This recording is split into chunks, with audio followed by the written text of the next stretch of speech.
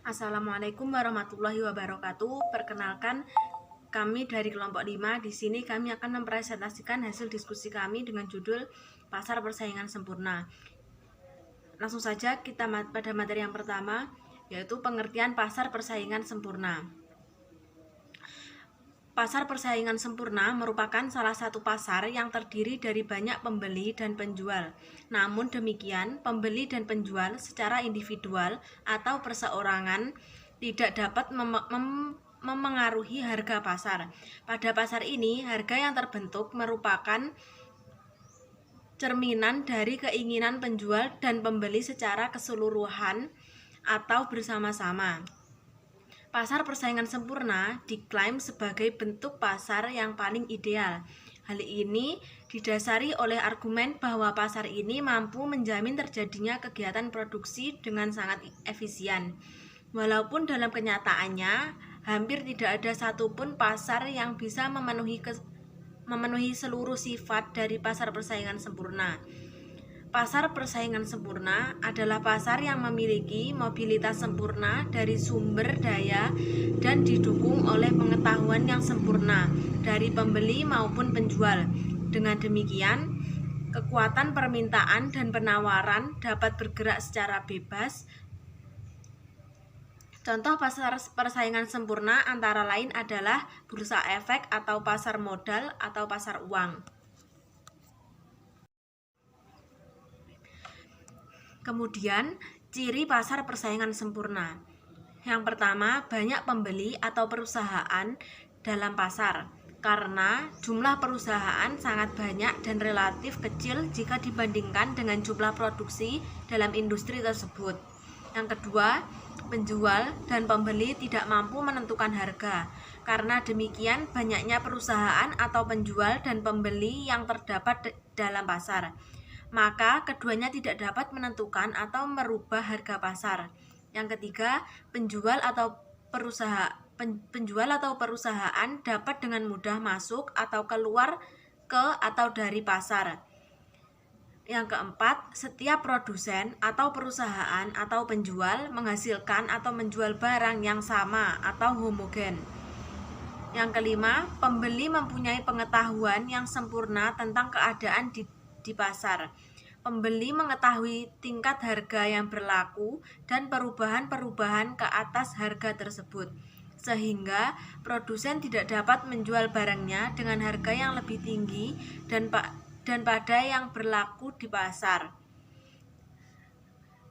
Selanjutnya, materi selanjutnya akan disampaikan oleh teman saya, Uraimatun Nur Azizi.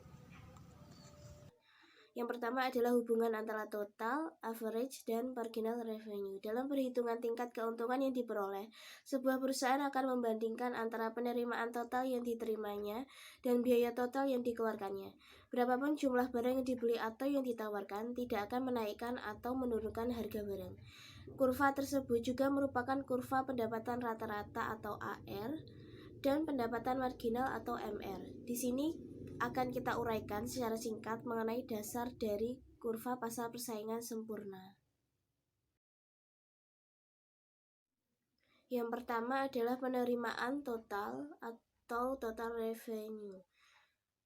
Jadi bisa dilihat pada gambar, keterangannya adalah berapapun jumlah barang yang ditawarkan penjual, semua akan laku tanpa mengalami penurunan harga.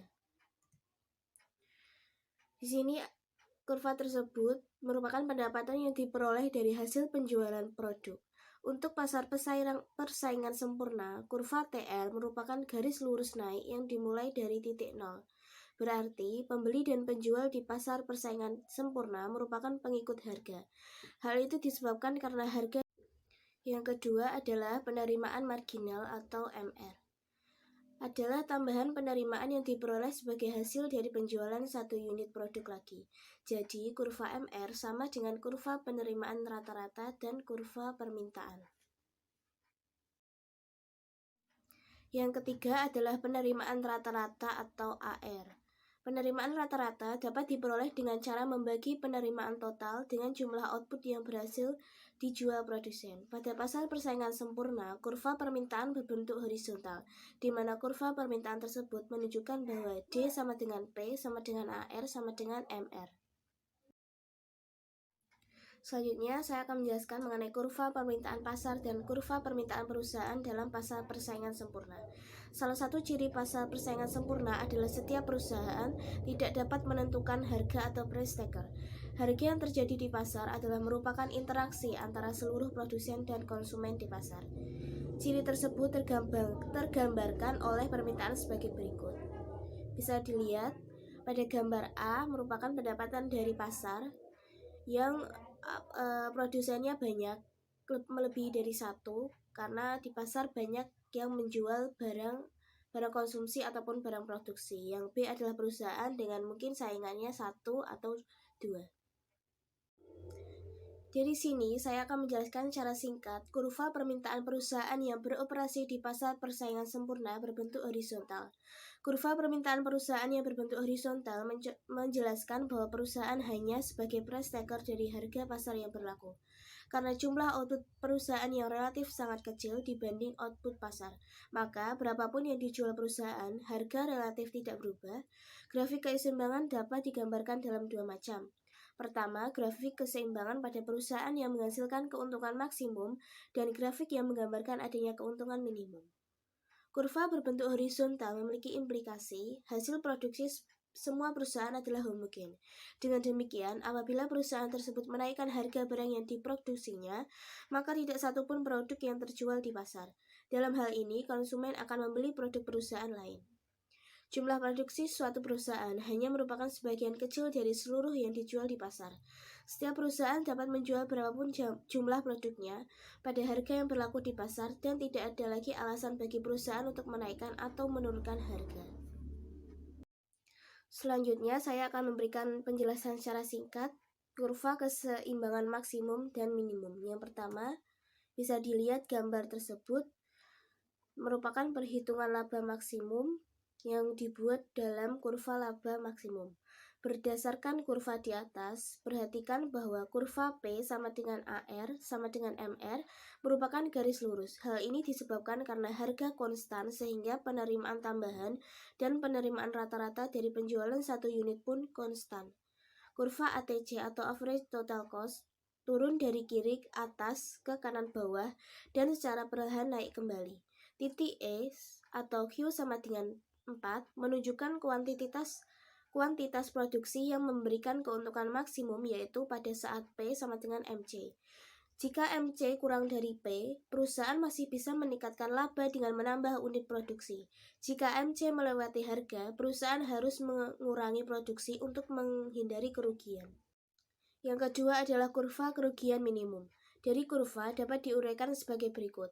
Harga terbentuk pada kurva MC memotong kurva MR, yaitu setinggi 0P1. Besarnya penerimaan total atau TR sama dengan 0P1 AB. Besarnya biaya total sama dengan 0P2 CB. Kerugian minimum sebesar P1, P2, C2.